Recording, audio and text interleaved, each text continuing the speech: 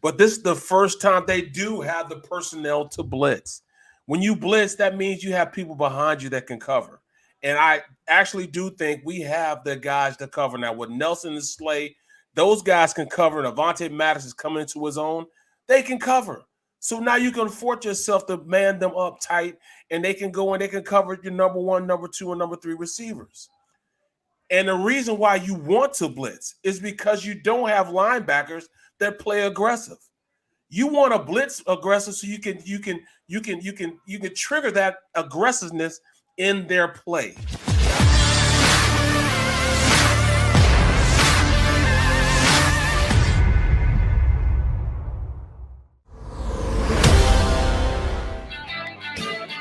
Football Friday across the JAKIB Media YouTube channel with Double B, Big Barrett Brooks, as we unveil Eagles Report.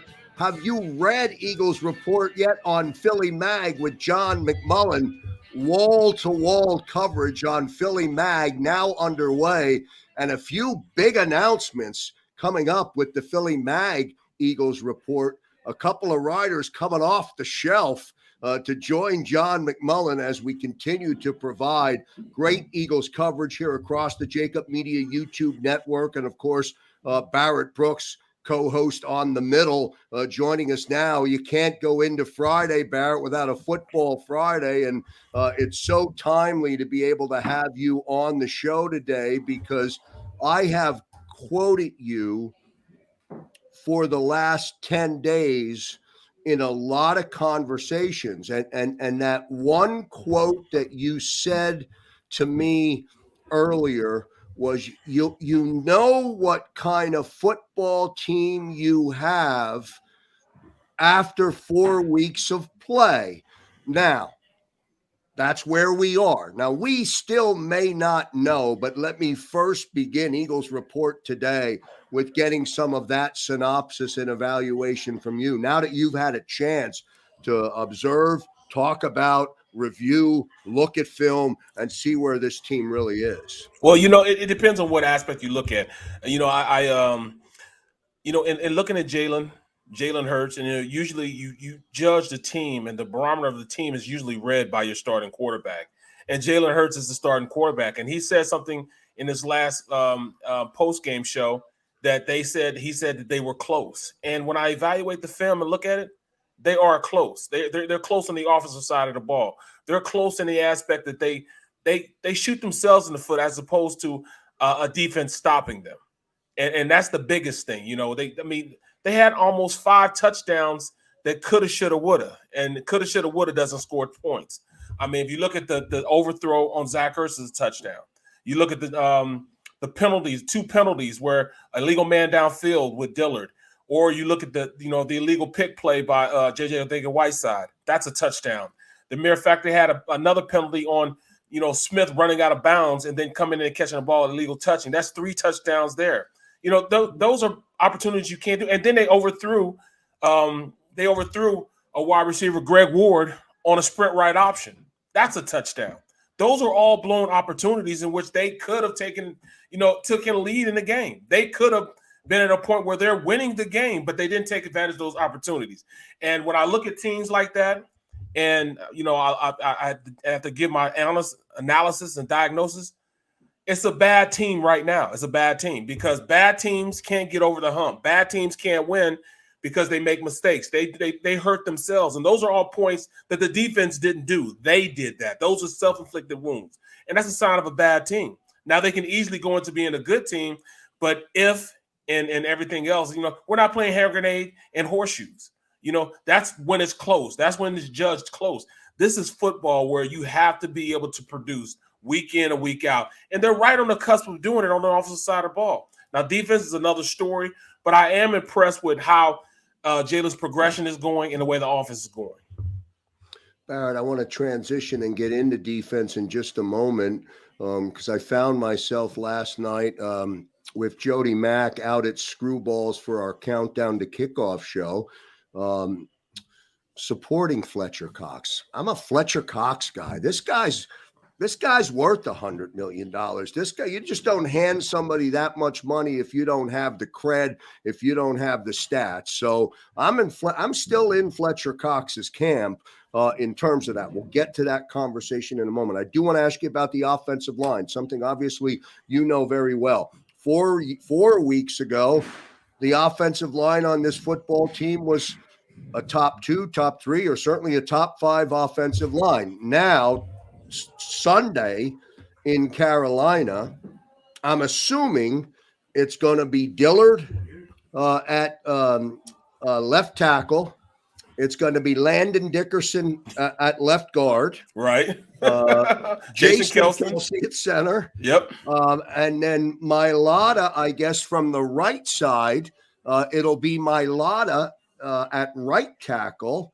And then Jack Driscoll, I guess, will be at right guard. So 80% of how they began is totally different. Now, I don't know if that's what it's going to actually be come Sunday, but that still is a very different offensive line than when it all started.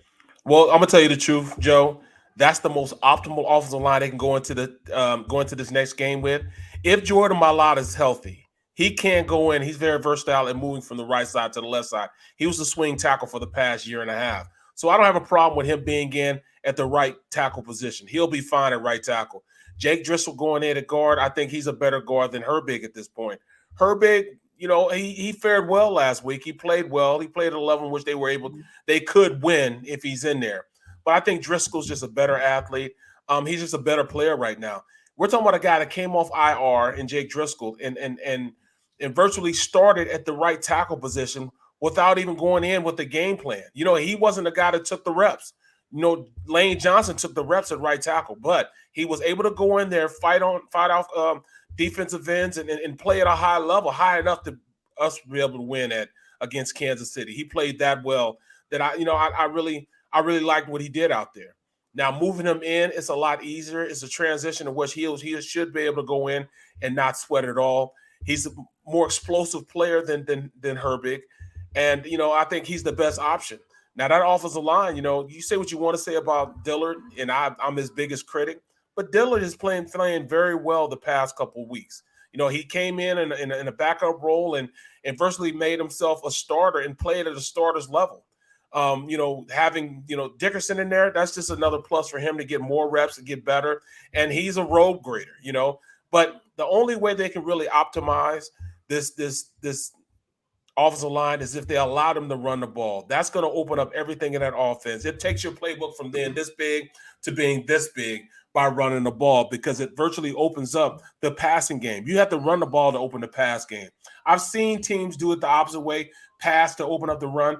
But against, teams now, especially with the way the defense is playing, they're going to have to run the ball just to keep the ball out of the opposing quarterback's hands. That's the biggest defense that they can play against another offense, is to have them on the field and win the time of possession battle. That's the only way that they can keep, this team in the hunt to win a game. It's our Football Friday across the JAKIB Media YouTube channel, presented by Pure Bull. Have you tried the best beef jerky in the world? Absolutely. SteerSnacks.com. By the way, Dave Chappelle from Pure Bull has a big package of the newest flavors of Pure Bull coming your way, Barrett. I can't wait, man. Yeah, can't wait. It's really, really good stuff. Go to SteerSnacks.com. My favorite still Huck and Fob, but there's so many different flavors for you to choose. One last thought on offense, since you talked about running the football. Also, 4 games into the season, Barrett, perhaps one of the biggest playmakers on offense, Miles Sanders, is not touching the football, is not getting many opportunities to run, not very many opportunities to catch and run. And we know perhaps because of his deficiency, that's why. But they're not giving him the football. He's the playmaker. He's the home run hitter. Other than Jalen, he's the home run hitter coming out of that backfield. He could make something happen, and they're not giving him an opportunity to do it. And I just don't know why. Joe, it's a travesty that this kid is not getting the rock. Now, say what you want to say. he drops the ball, catches in the game. His game production, when given the opportunity, he's played at a high level. When he's got the carries, he's been explosive. So I don't want to hear all of, well, maybe it's not because he can catch it. I mean, they're not giving it to any of their backs.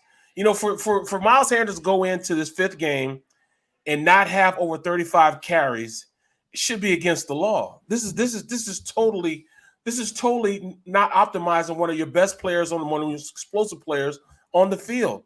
Now, I could see if they were putting in Gainwell, and Gainwell is getting those carries, but he's not even getting those carries.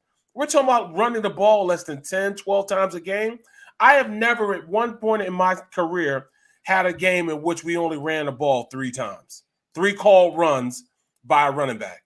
That's unheard of. I've never seen it happen before. In fact, the only time I ever seen it happen was somebody told me about this college team that never punts and they never run the ball. All they do is pass and just more efficient. That's the only team that I've seen do that. The only time I've ever seen that. But I used to be on Andy Reid about not running the ball enough. I used to say, man, that's crazy that he went into the game and only ran the ball 15, 13 times. We're talking about a team that only ran the ball 3 times. So I can't say that it's Miles Sanders because every time I've seen him touch the ball, he's been explosive. This last game, hey, I mean, the 2 or 3 times that he did run it, all right, they might have stopped him, but backs are guys that they need to get lathered up. They need more carries. They get stronger and stronger the more carries they get. They become more consistent. They take the ball downhill. If you can get a back going, it's almost demoralizing for a defense if you can't stop the run. Hell, ask our defense. And that's been a problem with our defense. We can't stop the run. But as long as we continue not to run the ball consistently and have a ratio of pass to run that's more conducive of I would even say 60-40, then we're not going to win. We're just not going to do it. And that's another sign of a bad team. When you force when a team forces you to do what you don't want to do uncharacteristically, that just shows that you're not a good team at this point. The only way this team can turn things around is going back to basics. And the basics of football is running the ball. Well, you mentioned Big Red, and when Big Red runs the football for 200 yards against you, Wow. Yeah, right. Wow. Let's use that to transition into some conversation about Fletcher Cox and on the defensive side of the football. Now, again, debate last night at Screwballs and King of Prussia. Jody Mack out there for us. Oh, and it was such a great night last night in a packed house at Screwballs. Our countdown to kickoff show. It was awesome to have Jody Mack join us for the 2 hours last night. I questioned and raised a question to Jody about the Eagles not blitzing very often, and from my vantage point, it appeared to be not a lot of correction on defense. Now, Jody quickly scolded me and said, hey, Jonathan Gannon does not have the personnel to blitz. Who's going to blitz? Well, does that mean you don't try? Does that mean you don't adjust? So, and that leads me to my point about Fletcher Cox. I'm starting to wonder if the savvy veteran is saying to himself, these guys don't know what they're doing. That might be the case with Fletch, but you know what? Let me answer the first thing with Jody, and I love Jody. Jody is my guy. But this is the first time they do have the personnel to blitz. When you blitz, that means you have people behind you that can cover. And I actually do think we have the guys to cover now. With Nelson and Slay, those guys can cover. And Avonte Maddox is coming into his own. They can cover. So now you can force yourself to man them up tight, and they can go and they can cover your number 1, number 2, and number 3 receivers. And the reason why you want to blitz is because you don't have linebackers that play aggressive. You want to blitz aggressive so you can trigger that aggressiveness in their play. Now they're not just passing blitz. There's also this thing as running blitz, and I think that's what they need to do. In fact, this is my preconceived notion of what the Eagles are going to do this game to go into against this Panthers team. They're going to slant the line.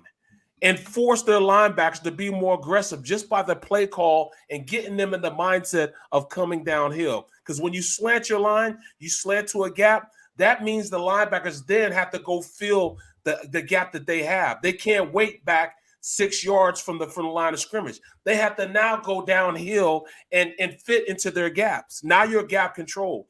The problem with our defense right now, the backers are playing too far back. And then they're just double teaming the big ticket guys, the big guys in the middle. And that's what's allowing all these creases in the defense because they're at different levels.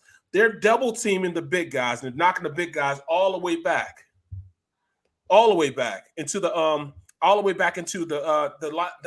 linebacker's lap. And when they knock them back into the linebacker's lap, what are they going to do now? I mean, they got to go around the block or they got to jump over the block, which leaves cavernous holes that these running backs are running to.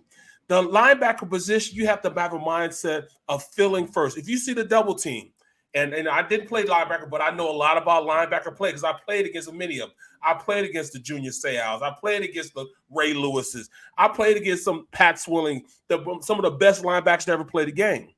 And every time I went to go double team a 3 technique or 1 technique, the linebacker would flow downhill and try to knock one of us off the double team. So we would have to get him and handle our responsibility. So once we got on him, now it's one-on-one with the guard and one-on-one with the tackle versus their one-on-one with their 3 technique and one-on-one with the linebacker. Now you're better, your gap sound, you're in your gap, and now you can either one of you can make a play and go make a play on the running back. And we're not doing that. They're waiting until they get the defense pushed back into their lap, and then they're trying to react to it. You can't do that. You can't wait for blocks. They have to be more aggressive. But if you call run blitzes, if you call plays in which, you allow your defensive line to slant, that way you can't block them with the double team and allow them to get upfield, it makes you more aggressive as a defense. And I think that's what they're going to do. That's the only way that they can get these linebackers more aggressive and also put your defensive line in a better position to make plays. Because if you say what you want to say, you look at what's going on the defensive side of the ball and look at who they have in Hargrave. He is a monster. He's having a monster season because he's going and he's ripping through his gap and he's making a play. I don't see Fletch doing it right now, but this will be the game plan on which they're gonna open it up and allow Fletch to do it. Watch what I tell you. They're gonna slant. They're gonna do more stunts, and this is gonna activate these linebackers to be more aggressive. Eagles Report with Barrett Brooks on Football Friday here across the JAKIB Media YouTube channel. A couple of more questions for Barrett before we let him go as we look ahead or as we look and lead you into Eagles-Carolina game on the road. Will the Eagles get this win? I think it was circled as a W when we did the schedule release. Yes. Although I don't think we expected Carolina to be 3-1 and the Eagles to be 1-3. I don't know if we did or we didn't, but that's where we are. One more thing on Fletcher, and let me add into the equation, and I'm doing this just so I can get some understanding from somebody that can educate me on this. The Eagle killer, Ryan Kerrigan. I was so excited when they signed I was him. also. And to see Ryan with what the stat sheet says is 0 production. And then I say, wait a minute. And Fletcher Cox is 0 production. Wait a minute. Something's not right here. Now, 2 Pro Bowl players didn't all of a sudden forget to do what they've done at a high level their entire life. Joe. You're absolutely right, man. There's got to be something wrong because when I looked at the stat sheet and I saw that Kerrigan has played over 42% of the snaps that he's dressed for, and I see no tackles. I see Fletcher has 5 tackles for the season. There has to be something schematically wrong. And when I look at the film, that's what I see. I see they're so vanilla in their approach to the game. And I was under the impression when I was going through camp and I was watching them, they were very aggressive in camp. And then I watched the preseason games and I say, vanilla. They were just vanilla because they're in preseason. They didn't want to show anything. Now that I'm looking at their vanilla because that's what he's calling a vanilla defense. You cannot be that bland on defense. You know, I mean, it's you have to be more aggressive in your play selection because that's what gets your defensive-minded guys going in the right direction. Be more aggressive. You can do that. If you get Kerrigan where he doesn't have responsibility but one, go get the quarterback, I think it turns it on for him then and he'll make things happen. Right now, I think they're going through the process of learning and not reacting to what's going on in front of them. All right, what do I do on this play? When I do this play, I got to make sure I take care of this. These guys are instinctual guys. Let them go out there and hunt. Let them go out there and run. And the only way I think that they'll be able to accomplish this is to slant more, run more games, because that way you activate their sense of, all right, it's time to hunt because I only got this responsibility. I got to cross this guy's face, get up the field, and penetrate this gap. You ask Hargrave, Cox, or Kerrigan to do that, oh, it's a wrap. It's a done deal. They have the ability to do it. So they're going to have to call a more aggressive game for these guys to be more aggressive because right now they're doing too much sitting back and playing responsibilities as opposed to going out there and initiating and penetrating and really just taking control of the game. Eagles Report with Barrett Brooks. One last thought from Barrett Brooks before we let him continue on with his Football Friday. We're here across the JAKIB Media YouTube channel. I'm doing nothing. Watching film, man. That's all I'm doing is watching film, man. Nah, I hear you, man. Barrett, what do you bring us inside the locker room? The coaches, the new coaching staff is not present. This football team of leaders obviously want to win. Jalen wants to win. Fletcher wants to get home. And it's not happening. What are they saying amongst themselves? Because I almost feel is like that is going to be more motivational with the ability to create a result than anything Nick Sirianni can say. Well, to be honest, man, and I mean, I don't know if this might be a bad thing because, you know, you want guys on the same page. But a guy like Fletcher Cox is thinking to himself right now, all right, I got everybody in the city talking trash about me and my production and who I am as a man. And he doesn't play that at all. So you're going to get the optimal Fletcher Cox in this next game. You're going to see who he really is because he's going to go out there and dictate tempo. He's going to dictate to that offensive line that he is the better player. So he might freestyle a little bit, and that's why I'm saying you don't really want him to do that, but he's going to take it upon himself. He might freestyle to make some plays because of the fact that everybody's talking about him. He's a prideful guy, and he's going to want to go out there and make plays. So you might see some instances where it might not be necessarily what the play call was, that Fletcher Cox is going to go out there and he's going to make a play because he's tired of people saying his name and putting him in a position where they don't think he's playing at an elite level because he believes himself to be an elite level tackle. And I tell people all the time, well, maybe getting double teamed. Bro, it doesn't matter if we get double teamed. Aaron Donald gets double teamed, triple teamed every single game. But he still finds the way to make plays. And I think you'll see that from Fletcher Cox this next game. Whether they want to blitz, whether they want to move him around, whether they want to, activate him in play calling, he's going to take it upon himself to activate himself. Now, as for, the rest of the defense, I think that Gannon's going to overcorrect, and he is going to be a lot more aggressive, like I said, with his scheming up. They're going to slant a little more. They're going to take more chances to make plays as opposed to what they've been doing before, because what they're doing is not working. They're playing guys way off the ball right now, and we have corners that can play tight man. And we should optimize those players by allowing them to play more man-to-man coverage or play more tight. Or if they play matchup, if you're going to play zone, play matchup zone. Somebody comes in your zone, stick on them like glue. You can do that also. But they're going to have to be more aggressive, and I think this is the game in which you're going to see guys going out and overemphasize and making plays, and that could be a deterrent in them, winning this game because they could get caught out of position. That could happen also. But at the end of the day, you're going to see guys trying to make plays now. The effort's going to be there. Not to say they hadn't been, but you're going to see a concerted effort into guys going out there and trying to make plays like Fletcher Cox, wanting to impose their will on everybody because of what he's hearing outside that locker room. One last question. I promise this is the last one here on Eagles Report. We're talking football, man. It doesn't matter. Yeah. We're talking football, man. I love it. You're the only one that can answer this. Back when Nick Sirianni was hired, I remember you went through, for lack of a better description, a checklist of things that Nick would have to do to start to establish a relationship with his players, to start to earn respect with his players, to start to be a leader of men, a leader of his players, and on and on and on. You've been through that process. You know what it is. Do you, at this point, Barrett, feel as though, from what you've been able to witness, see, and hear, is Nick on pace? Is Nick making progress? Do the players like the head coach? Do they want to run through the wall for the head coach? I don't know the answer to any of these questions, but I'd love to get your opinion on it.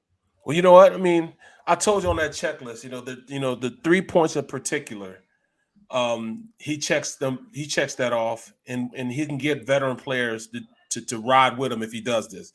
Number one, he has to make sure that he keeps it 100 with him. Tell the truth. Don't lie to him. Make sure you know what it is. Be square with him, be frank with him. And I think he's done that. Number two, you have to be a guy that can, get them better. Because if you can't get an older player better, why should he follow you? Why should he allow you to lead him? If you can make an older player better, then it's going to be easy for him to ride with you. As long as he feels as though he's getting better, he'll take them young guys with him. And number three, they have to have some success, man. And it may not look like it right now, but the offensive side of the ball is headed in the right direction. They understand what it takes to get this stuff working. It's now on the defensive side of the ball. So I think Nick needs to spend a little bit more time down there on the defensive end, and then it happens all the time. If you have a defensive-minded coach, he tends to lean more towards the defensive side of the ball. You got an offensive guy, he's going to be around offensive ball. Now you have to go out there, and he has to focus on, all right, let me get down here to make sure they're doing things the right way. Let me make sure that they know that I'm riding with them also. It's good to have him in a meeting every once in a while with the defensive-minded guys, with the defensive, staff. That's going to have to take place. Because he's going to have to show these guys that he can make them better, and he cannot do that if he's on the other side of the field all the time. So I see it's going to be a little bit of a change in his coaching philosophy and where he is for the most part. But I really believe that he still has what it takes to coach these guys and get these guys going in the right direction. They believe in him. He's a high, maximum effort type of guy. He's one of the guys to get those guys going. He'll be able to get these guys turned in the right direction.